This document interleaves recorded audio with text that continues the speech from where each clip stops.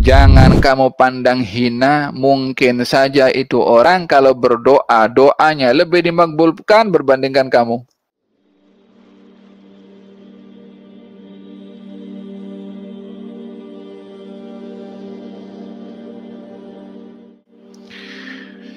Hadis ke-237 daripada An Mughirah an Ummi Musa qalat sami'tu Aliyan sallallahu alaihi يقول أمر النبي صلى الله عليه وسلم عبد الله بن مسعود أن يصعد شجرة فيأتيه منها بشيء فنظر أصحابه إلى ساق عبد الله فضحكوا من حموشة ساقيه فقال رسول الله صلى الله عليه وآله وسلم ما تضحكون لرجل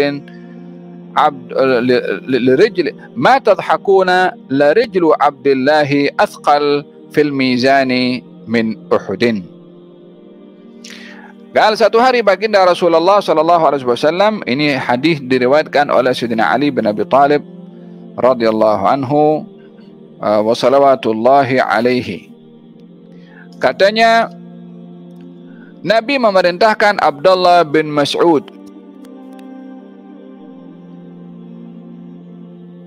digelari Ibnu Ummi Abd, Abdullah bin Mas'ud. Barang siapa yang ingin mendengarkan bacaan Quran pure, bersih, macam baru turun, maka hendaklah dia mendengarkan daripada bacaan Abdullah bin Mas'ud atau Ibnu Ummi Abd, yakni ahli dalam Al-Quran. Nabi memerintahkan Abdullah bin Mas'ud memeluk Islam disebabkan oleh kerana melihat keajaiban yang dilihat olehnya daripada baginda Rasulullah. Ketika berada di Mekah, Abdullah bin Mas'ud bekerja mengembala kambing orang. Kemudian Nabi datang kepada Abdullah bin Mas'ud. Katanya, boleh kamu berikan kepada aku susu daripada kambing yang kamu gembalakan? Kata Abdullah bin Mas'ud, saya bukan tuan pemilik kambing ini, tapi saya hanya menernak atau menggembalakan kambing. Ini saya tak boleh bagi, bukan saya punya. Bermakna Abdullah bin Mas'ud walaupun belum memeluk Islam pun jujur orangnya, amanah. Maka Nabi mengatakan kepada Abdullah bin Mas'ud, kalau begitu izinkan aku ambil susu daripada kambing kamu yang kambing tu tak bersusu. Abdullah bin Mas'ud, macam mana kau nak perah susu daripada kambing tak bersusu? Kata Nabi, kalau kamu izinkan, aku akan perah susu daripada kambing kamu yang tak punya susu. Kambing itu kalau ada susunya biasanya kalau hamil atau melahirkan. Ini kambing lah hamil wala melahirkan. Tak ada, kempis dia punya susu, tak ada apa. Kata Abdullah bin Mas'ud, silakan kalau kamu nak berbuat begitu, karena tak mungkin akan ada susu pada kambing tak bersusu. Ditepuk oleh Nabi kambing itu, tempat susu kambing itu yang kempis jadi mengembang, berisi susu. Diperhatikan oleh Abdullah bin Mas'ud, diperahlah susu itu oleh Nabi dan Nabi minum daripada susu tersebut. Itulah salah satu daripada asbab Islamnya Abdullah ibn Mas'ud. Katanya Abdullah bin Mas'ud diperintahkan untuk manjat pokok. Oleh itu beliau pun melakukannya dengan memegang sesuatu semasa memanjat pokok tersebut. Sahabat-sahabat ketawa tatkala melihat betis Abdullah kerana betisnya kecil. Abdullah bin Mas'ud ini kalau dalam riwayat dinyatakan saiz tubuh badannya kecil. Berbandingkan dengan sahabat Nabi yang lain, Abdullah bin Mas'ud sahabat yang paling kecil saiz tubuh badannya. Saiz tubuh badan kecil berarti betisnya pun kecil. Sahabat Nabi hebat-hebat semua.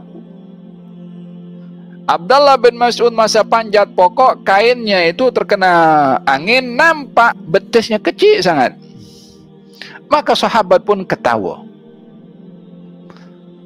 Kata Nabi, engkau ketawa pasal tengok betis kecil Abdullah bin Mas'ud. Itu betis di sisi Allah lebih berat daripada gunung Uhud. Kata Nabi SAW. Daripada sini kita belajar jangan menghina orang dari segi zahirnya. pakaiannya, rambutnya, seliparnya, sirwalnya, penampilannya, warna kulitnya. Rubba ash'ath aghbar madfu'un bil abwab law agsam 'ala Allahi la abarrah. Mungkin kamu nampak orang, dia tak kemas, rambutnya pun tak disikat, mungkin berhabuk juga, nampak kotor. Jangan kamu pandang hina, mungkin saja itu orang kalau berdoa, doanya lebih dimakbulkan berbandingkan kamu.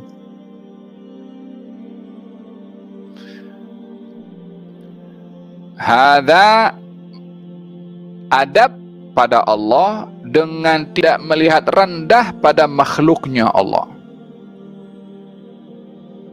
Hormat ta'zim pada Allah dengan tidak menghina makhluknya Allah.